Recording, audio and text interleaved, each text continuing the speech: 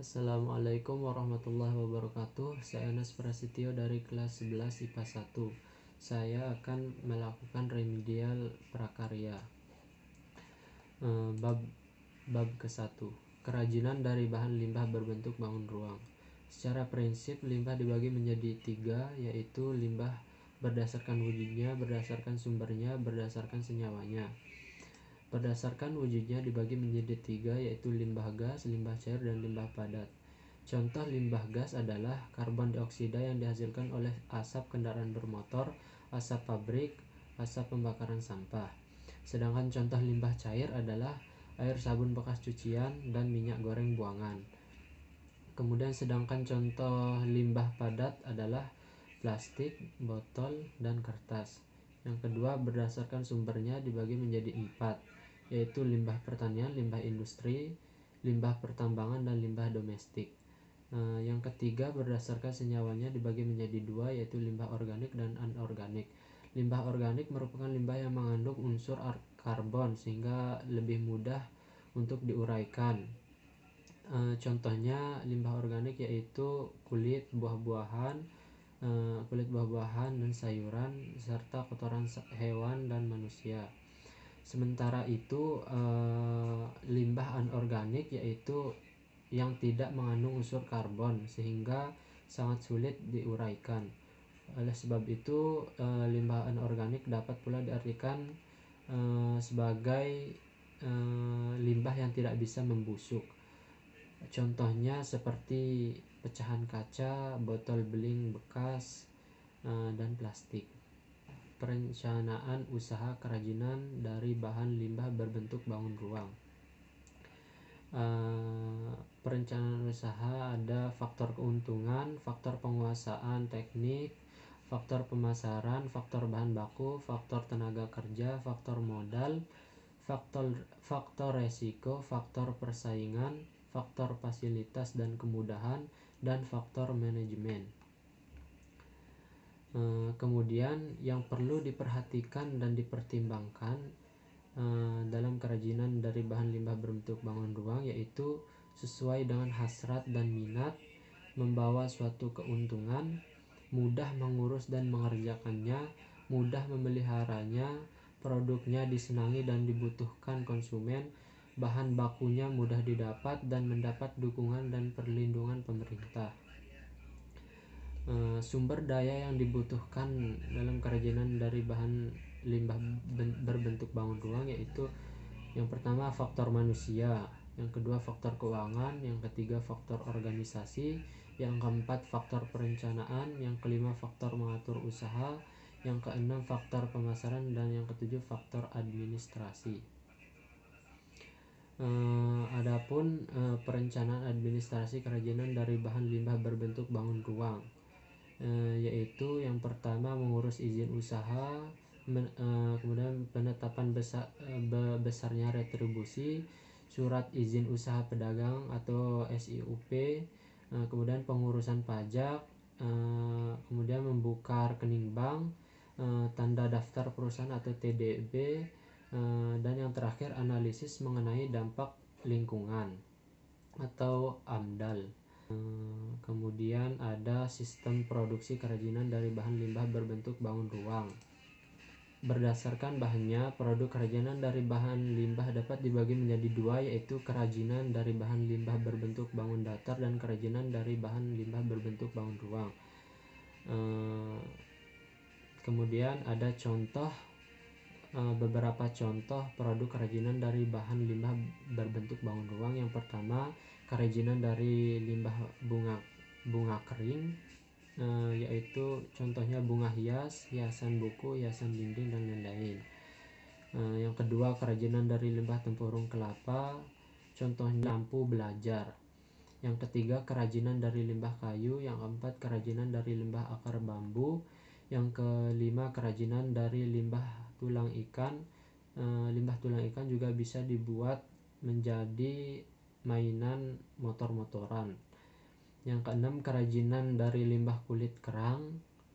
Limbah kulit kerang juga bisa digunakan atau dimanfaatkan menjadi lampu hias. kemudian kerajinan dari limbah botol plastik, kemudian kerajinan dari limbah styrofoam, kemudian kerajinan dari limbah karet ban, kemudian kerajinan dari limbah kaleng. Limbah kaleng juga bisa dimanfaatkan menjadi mobil-mobilan atau robot-robotan. Kemudian kerajinan dari limbah botol kaca, limbah kaca bisa dimanfaatkan menjadi guci, kap lampu, dan lain-lain. Kemudian kerajinan dari limbah logam. Dua, manfaat kerajinan dari bahan limbah berbentuk bangun ruang. Yang pertama, manfaat produk kerajinan sebagai benda pakai, dan yang kedua, manfaat produk kerajinan sebagai benda hias. Yang ketiga, potensi kerajinan dari bahan limbah berbentuk bangun ruang. Masing-masing daerah memiliki ciri khas kerajinan yang menjadi unggulan daerahnya. Hal ini tentu dikarenakan sumber daya dari masing-masing daerah berbeda-beda. Yang pertama, dari daerah pesisir pantai atau laut, limbah berbentuk bangun ruang yang banyak tersedia yaitu seperti sabut kelapa, tempurung kelapa, tulang ikan, dan lain-lain. Kedua, daerah pegunungan, bisa biji-bijian kering, buah-buahan kering. Yang ketiga, daerah pertanian, bisa juga pohon kering, bunga kering. Dan yang keempat, daerah perkotaan, bisa juga biasanya kulit kacang, kulit telur, kemasan plastik, botol kaca, dan lain-lain. Kemudian yang keempat, perencanaan produksi kerajinan dari bahan limbah berbentuk bangun ruang. Beberapa persyaratan dalam perencanaan produksi kerajinan dari bahan limbah berbentuk bangun ruang. Yang pertama, menentukan bahan atau material produksi kerajinan. Yang kedua, menentukan teknik produksi. Yang kelima, alat dan bahan yang dibutuhkan dalam memproduksi kerajinan dari bahan limbah berbentuk bangun ruang. Beberapa karya kerajinan memiliki peralatan khusus yang tidak dipergunakan pada jenis karya lainnya, tetapi ada juga alat atau bahan yang dipergunakan hampir semua di semua proses berkarya kerajinan. Alat-alat tulis atau gambar misalnya adalah peralatan yang digunakan dalam proses pembuatan hampir seluruh jenis karya kerajinan, terutama saat membuat rancangan karya kerajinan tersebut.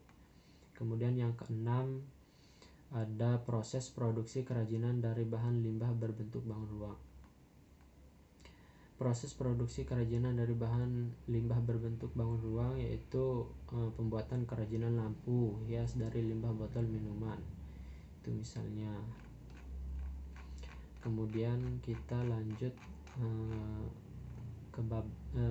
ke nomor 7, yaitu pengemasan produksi kerajinan dari bahan limbah berbentuk bangun ruang. Pengemasan yaitu sistem terkoordinasi untuk menyiapkan barang menjadi siap untuk ditransportasikan, didistribusikan, disimpan, dijual, dan dipakai. Ada beberapa hal yang harus diperhatikan dalam perancangan kemasan. Antara lain, pertama, kemasan harus menarik. Kalau kemasan tidak atau kurang menarik, maka ia akan kehilangan fungsinya karena suatu produk harus bersaing dengan berpuluh-puluh produk lainnya dalam kategori yang sama di tempat penjualan. Yang kedua, isi kemasan harus dapat memberikan informasi dan daya tarik tentang barang yang dikemas. Kemudian kita masuk ke bab 2, yaitu wirausaha rekayasa bidang konversi energi. Yang pertama ada ide dan peluang usaha. Sumber energi merupakan tempat munculnya energi yang dapat dimanfaatkan dalam kehidupan manusia. Sistem konversi energi dapat dikembangkan untuk menghasilkan tenaga, misalnya bahan bakar yang dimasukkan ke dalam silinder mesin. Kemudian konversi energi pada motor bakar, energi yang tersimpan sebagai ikatan atom dalam molekul premium dilepas pada waktu terjadi pembakaran dalam silinder. Energi panas hasil pembakaran ditransfer untuk mendorong torak atau piston pada silinder sehingga piston bergerak dan terjadi transformasi energi panas menjadi energi kinetik dan dikonversi menjadi energi mekanik yang menghasilkan usaha atau kerja. Usaha ini merupakan hasil kemampuan dari sistem yang berguna bagi kepentingan manusia untuk transportasi. Macam-macam energi diantaranya terdiri dari energi thermal, energi mekanik, energi listrik, energi kimia, dan energi nuklir. Yang kedua ada sumber daya yang dibutuhkan. Sumber daya pada usaha produk rekayasa bidang konversi energi yaitu pertama kedua money, tiga material, keempat mesin, yang kelima metode, dan yang terakhir market sebagai sumber usaha konversi energi. Kemudian yang ketiga perencanaan administrasi usaha. Perencanaan administrasi juga sebagai bagian yang utama untuk keberlangsungan dan kemajuan sebuah usaha. Pertama, menentukan jenis dan kualitas produk. Yang kedua, standar proses produk. Yang ketiga, administrasi. Kemudian ada selanjutnya setelah perencanaan administrasi usaha ada kebutuhan pasar terhadap produk bidang konversi energi. Produk rekayasa bidang konversi energi sebagai bagian dari jutaan produk yang kita jumpai dalam kehidupan sehari-hari dengan tujuan untuk mencapai efektivitas memperlancar kegiatan dan kenyamanan penggunanya. Produk bidang konversi energi masih sangat potensial untuk terus digali menjadi karya nyata dan karya yang telah berhasil dibuat dengan memperhatikan persyaratan yang dibutuhkan dapat dipasarkan untuk memenuhi kebutuhan pasar. Kemudian masuk ke B, sistem produksi peralatan konversi energi.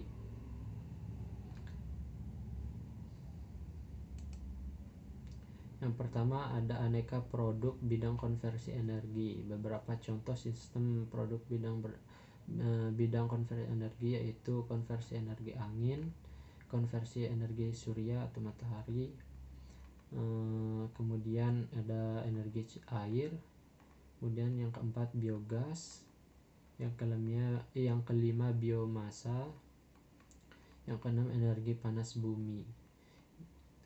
Dan ada dua manfaat produk bidang konversi energi. Manfaat produk rekayasa konversi energi dapat dijelaskan lebih jauh sebagai berikut. Yang pertama, keberadaan pembangkit energi listrik terbarukan membantu meningkatkan kemandirian dari kebergantungan terhadap energi fosil dan menjadi penyangga pasokan energi nasional di masa mendatang. Kedua, pembangkit energi listrik baru terbarukan yang ramah lingkungan mempunyai potensi mengurangi emisi CO2. Yang ketiga, ketersediaan energi listrik terutama di daerah-daerah terpencil diharapkan secara merata dapat menyejahterakan masyarakat. Yang keempat, menyelamatkan lingkungan dan mengatasi berbagai dampak buruk yang ditimbulkan akibat penggunaan bahan bakar fosil. Yang kelima, energi listrik. Yang keenam, terciptanya lapangan pekerjaan di berbagai faktor. Kemudian ada ketiga, potensi produk bidang konversi energi di daerah. Keberagaman potensi energi yang tersedia dapat dikonversikan menjadi bentuk energi lain yang bermanfaat bagi kehidupan. Produk rekayasa konversi energi disesuaikan dengan potensi sumber daya yang ada di daerah masing-masing yang dapat meningkatkan kebermanfaatan bahan-bahan yang tersedia di lingkungan sekitar. Contohnya, limbah hasil pertanian dan perkebunan dapat dimanfaatkan sebagai bahan baku pembuatan energi baru terbarukan. Potensi alam berupa sinar matahari yang bersinar sepanjang tahun dan potensi angin di daerah pantai yang memungkinkan untuk pembangkit energi baru terbarukan melalui panel surya dan turbin bertenaga angin. Yang keempat, ada perencanaan produksi rekayasa konversi energi. Yang kelima, ada alat dan bahan yang dibutuhkan. Yang keenam, ada proses produksi rekayasa konversi energi. Pembuatan arang-arang briket. Caranya, bahan arang pirolisis, penumbukan dan pengayakan arang, kemudian pencampuran dengan parekan kanji, kemudian pengepresan atau pencetakan arang, kemudian pengeringan dan produk arang briket. Selesai.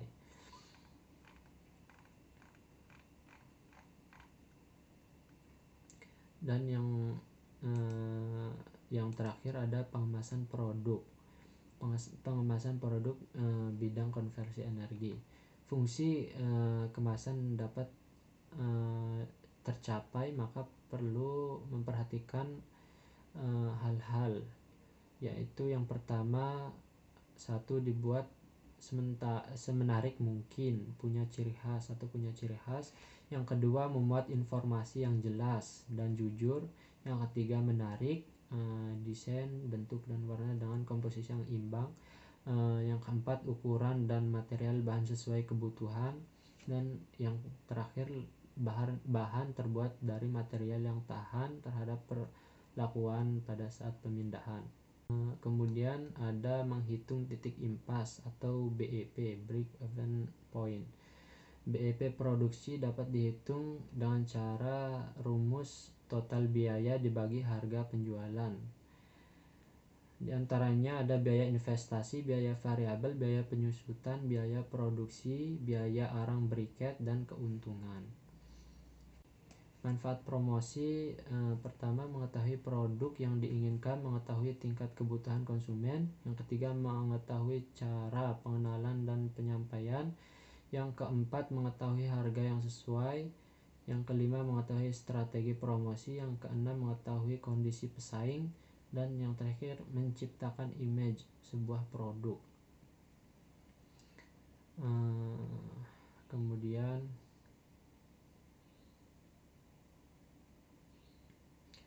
cara promosinya yaitu yang pertama target pasar, kedua tujuan, yang ketiga pesan yang menarik, yang keempat sarana promosi, yang kelima anggaran.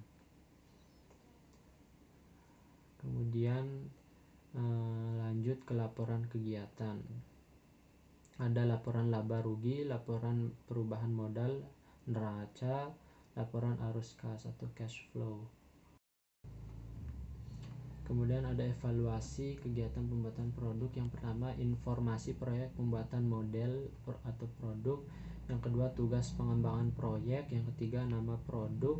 Yang keempat, pekerjaan dan pendidikan terkait.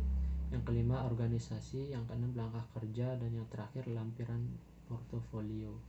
Kemudian masuk ke bab 3, yaitu wirausaha budidaya pembenihan ikan hias. Pertama, ada ide dan peluang usaha pembenihan ikan hias. Yang kedua, ada sumber daya yang dibutuhkan dalam pembenihan ikan hias. Sumber daya yang dibutuhkan untuk membuat usaha pembenihan ikan hias tidak jauh berbeda dengan usaha pembenihan ikan pada umumnya, yaitu dari aspek manusia, uang berupa modal usaha, material atau bahan, peralatan berupa media hidup ikan, sistem kerja, dan pemasaran. Sumber daya yang paling penting dalam usaha pembenihan ikan hias adalah sumber daya manusia atau tenaga kerja dan bahan berupa induk ikan hias. Hal tersebut dikarenakan belum banyak petani ikan yang mampu membenihkan ikan hias. Perlu keahlian khusus untuk dapat memijahkan ikan hias, apalagi yang berukuran sangat kecil. Oleh sebab itu, untuk melakukan usaha pembenihan ikan hias, maka harus tersedia tenaga kerja yang berpengalaman dalam melakukan pembenihan ikan, khususnya ikan hias. Yang ketiga, ada perencanaan usaha pembenihan ikan hias. Perencanaannya harus dibuat dengan matang. Kemudian yang keempat, kebutuhan pasar terhadap benih ikan. Selanjutnya, penerapan sistem pembenihan ikan hias berdasarkan daya dukung daerah. Yang pertama, ada aneka produk ikan hias. Contohnya seperti ikan arwana. Arwana termasuk famili Osteoglossidae, memiliki berbagai julukan seperti ikan naga. Contohnya ikan naga itu. Arwana merupakan spesies asli Indonesia, tersebar di berbagai daerah di Indonesia. Habitat asli arwana yaitu di rawa-rawa. Banyak ditemukan di sungai dan rawa Kalimantan dan Papua. Bentuk dan penampilan arwana termasuk cantik dan unik. Tubuhnya memanjang, ramping, dan streamline dengan gerakan renang sangat anggun. Yang kedua ada ikan koi. Koi merupakan spesies asli kerajaan Persia namun berkembang pesat di Jepang dan Cina. Koi memiliki ciri khas warna yang menarik serta variasi jenis yang beraneka ragam. Secara garis besar, koi diklasifikasikan dalam 13 kategori, yaitu Hokkaku, Sankei, Showa, Beko, Surimono, Asagi, Susui, Tancho, Hikari, Koromo, Ogon, Kinginrin, dan Kawarimono. Koi termasuk jenis ikan hias air tawar bernilai ekonomis sangat tinggi, baik di pasaran nasional maupun internasional. Benih ikan koi memiliki nilai jual yang tinggi, bervariasi tergantung dari jenis, warna, dan ukuran ikan tersebut. Kemudian ada ikan maskoki. Maskoki merupakan jenis ikan air tawar yang hidup di perairan dangkal yang mengalir tenang. Maskoki memiliki tubuh yang bulat, matanya lebar, kepala lancip, ukuran mulutnya sedang, memiliki lembaran incang, dan memiliki sirip ekor panjang dan lebar tanpa belahan. Maskoki merupakan salah satu ikan hias populer dan banyak penggemarnya juga. Kelebihannya yaitu strainnya tidak mirip dengan aslinya. Benih maskoki memiliki nilai jual yang relatif tinggi. Harga benih di pasaran sangat bervariasi tergantung jenis, warna, dan ukuran ikannya. Ada juga yang terakhir ikan cupang. Ikan cupang ini ikan air tawar yang habitat asalnya berasal dari beberapa negara Asia Tenggara seperti Indonesia, Thailand, Malaysia, Filipina, Vietnam. Ikan ini mempunyai bentuk dan karakter yang unik dan cenderung agresif dalam mempertahankan wilayahnya. Di kalangan penggemar ikan cupang umumnya terbagi atas 3 golongan, yaitu cupang hias, aduan, dan liar. Cupang adalah salah satu ikan yang kuat bertahan hidup dalam waktu lama jika ditempatkan di wadah dengan volume air sedikit dan tanpa adanya alat sirkulasi udara, juga masih dapat bertahan hidup. Kemudian ada yang kedua, manfaat ikan hias. Salah satu manfaat memelihara ikan hias yang dirasakan setelah menjalani rutinitas kerja yang menguras tenaga serta pikiran yaitu mengurangi stres dan keletihan. Proses produksi yaitu dengan persiapan sarana dan prasarana, kemudian pemeliharaan induk, kemudian pemijahan induk, kemudian penetasan telur, dan pemeliharaan larva dan benih. Kemudian ada menghitung titik impas atau BEP-nya. Cara menghitung BEP produksi yaitu total biaya dibagi harga penjualan. Cara menghitung BEP harga yaitu total biaya dibagi harga produksi. Kemudian ada promosi produk hasil usaha. Pengertian promosi yaitu kegiatan pemasaran dan upaya bagi perusahaan. Tujuan strategi promosi penjualan yaitu untuk menarik minat calon konsumen. Yang ketiga ada fungsi strategi promosi penjualan. Fungsinya memberikan kemudahan dalam strategi pemasaran. Dan yang keempat kegiatan promosi penjualan. Kemudian ada laporan kegiatan usaha. Laporan adalah segala sesuatu, baik itu peristiwa ataupun kegiatan yang dilaporkan dan dapat berbentuk lisan ataupun tertulis berdasarkan fakta atau peristiwa yang terjadi. Menganalisis lapor kegiatan dengan cara yaitu pertama menyimak laporan dengan seksama, kedua memahami isi laporan dan bentuk, isi maupun kebahasaan, yang ketiga menguraikan secara detail, yang keempat melakukan pengecekan, yang kelima tidak mencampur adukan antara fakta dan opini, yang keenam melakukan kajian terhadap kebenaran atau ketepatan hasil laporan, kemudian yang terakhir memberikan suatu pandangan atau pendapat terhadap laporan berdasarkan suatu teori atau definisi atau referensi. Adapun cara membuat laporan, contohnya seperti ini, yaitu bab pertama itu ada pendahuluan. Di pendahuluan ada latar belakang pembuatan proposal usaha, ruang lingkup usaha, visi dan misi perusahaan, dan jadwal kegiatan. Di bab kedua, tinjauan umum, ada aspek manajemen usaha. Aspek manajemen usaha ada nama perusahaan, lokasi usaha, struktur organisasi, bentuk badan usaha. Kemudian ada aspek produksi. Di aspek produksi ada nama produk, bahan produk, peralatan, proses produksi, biaya produksi, dan lokasi produksi.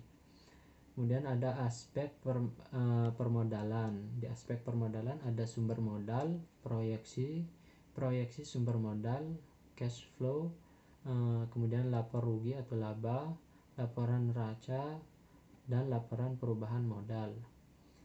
Yang ketiga aspek pemasaran, dan yang terakhir bab ketiga yaitu penutup. Kemudian kita masuk ke bab 4, yaitu pengolahan dan kewirausahaan bahan nabati dan hewani menjadi makanan internasional. Yang pertama ada ide dan peluang usaha makanan internasional. Membuka warung makan atau restoran atau rumah makan menjadi sebuah pilihan bisnis yang sangat baik dan dapat menjadi bisnis yang abadi atau evergreen. Dengan dibukanya Indonesia menjadi salah satu daerah tujuan wisata, tentu saja banyak turis-turis mancanegara yang berkunjung dan ingin makan makanan yang berasal dari negaranya. Jika dicermati dengan baik, hal ini juga menjadi peluang yang sangat baik untuk berwirausaha makanan internasional. Sebelum memulainya, ada beberapa hal yang harus diperhatikan. Yang pertama tentu jenis makanan internasional yang akan dibuat. Dilihat dari banyaknya asal negara turis yang datang berkunjung.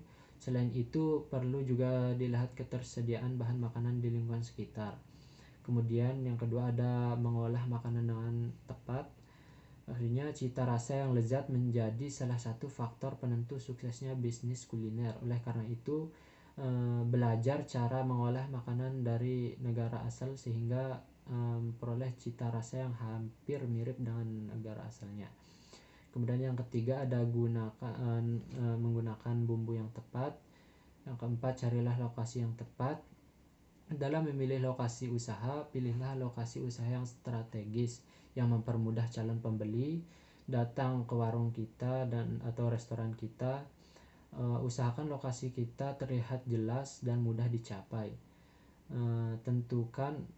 Kemudian yang kelima, tentukan harga yang bersaing. Ketika memulai usaha, sebaiknya tarif harga kita jangan terlalu mahal. Berikan harga promo di minggu-minggu atau bulan-bulan awal sehingga akan banyak pengunjung yang datang ke warung kita. Kemudian ada berikan pelayan prima dan ada konsisten dalam pelayanan. Yang kedua ada sumber daya yang dibutuhkan dalam usaha makanan internasional. Dalam melaksanakan wirausaha makanan internasional, sumber daya yang dibutuhkan diantaranya yaitu yang pertama faktor produksi alam. Segala sesuatu yang tersedia di alam yang dapat dimanfaatkan manusia untuk melaksanakan produksi, seperti air, tanah, iklim dan udara, dan tumbuh-tumbuhan dan hewan. Yang kedua ada faktor produksi tenaga kerja. Segala kemampuan yang dimiliki manusia baik jasmani maupun rohani yang digunakan dalam proses produksi. Yang pertama tenaga kerja jasmani. Tenaga kerja jasmani dapat dibagi berdasarkan pendidikan dan latihan yang dimiliki tenaga kerja yang dapat dibedakan menjadi 3. Yang pertama ada tenaga kerja terdidik, contohnya chef. Yang kedua tenaga kerja terlatih, contohnya tukang masak. Kemudian yang ketiga tenaga kerja tidak terdidik dan tidak terlatih, contohnya tukang sapu dan pesuruh. Yang kedua ada tenaga kerja rohani. Tenaga kerja rohani yaitu tenaga kerja yang lebih banyak menggunakan kemampuan intelektual dalam melakukan aktivitasnya. Contohnya manajer pemasaran. Ada perencanaan pemasaran usaha makanan internasional. Langkah awal sebelum memulai sebuah usaha makanan internasional adalah menentukan segmentasi pasar. Seorang wirausahawan makanan internasional harus pandai-pandai menciptakan inovasi menu makanan dan minuman yang sesuai dengan segmen konsumen yang akan dibidik. Bila kurang jeli dengan minat pasar yang ada, bisa dipastikan produk kuliner yang dijajakan tidak akan berhasil diterima konsumen.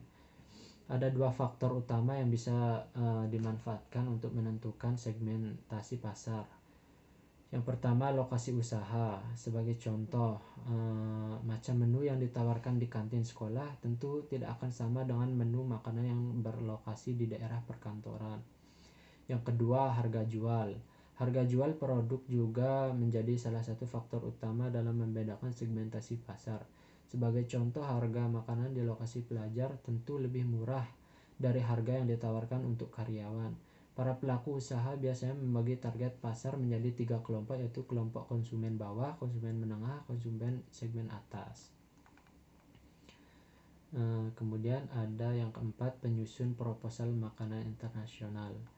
Isi proposal meliputi penjelasan visi dan misi, kedua tujuan kegiatan usaha, yang ketiga maksud kegiatan usaha, yang keempat profil usaha makanan internasional, dan yang kelima strategi pasar. Strategi pasar ini ada 3, yang pertama segmenting, yang kedua targeting, dan yang ketiga positioning. Kemudian yang keenam ada analisis SWOT sebagai kelayakan usaha. Dan yang terakhir ada proses produksi.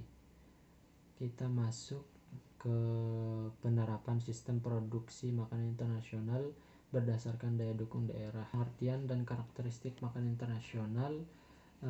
Makanan internasional itu dibagi menjadi 2, yaitu kontinental dan oriental.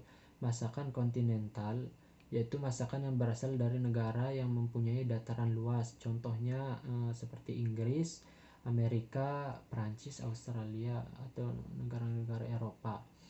Makanan kontinental merupakan makanan dari benua Eropa dengan ciri-ciri seperti Eropa Barat, misalnya wilayahnya Prancis, Belgia, Swiss, Belanda, dan Jerman. Memiliki selera makanan yang sama, bumbu yang sering dipakai yaitu merica dan garam.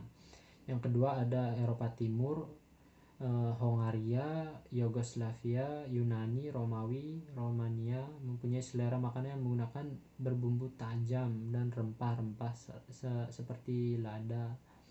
Kemudian yang ketiga ada Eropa Selatan, seperti contohnya Italia, Portugis, Spanyol. Selera makanan mereka pada umumnya berbumbu tajam pula, yaitu sama seperti Eropa Timur menggunakan lada, tetapi Eropa Selatan ditambah dengan kayu manis. Kemudian ada urutan menu kontinental. Urutannya yaitu yang pertama santapan mula dingin atau panas, yang kedua sup, yang ketiga entry, yang keempat santapan utama, yang kelima santapan penutup, yang keenam keju, yang ketujuh buah, yang kedelapan kopi, yang kesembilan liqueur. Itu susunannya. Tapi saat ini susunan menu makanan kontinental disusutkan menjadi 4 giliran, yaitu appetizer, soup, main course, dan dessert.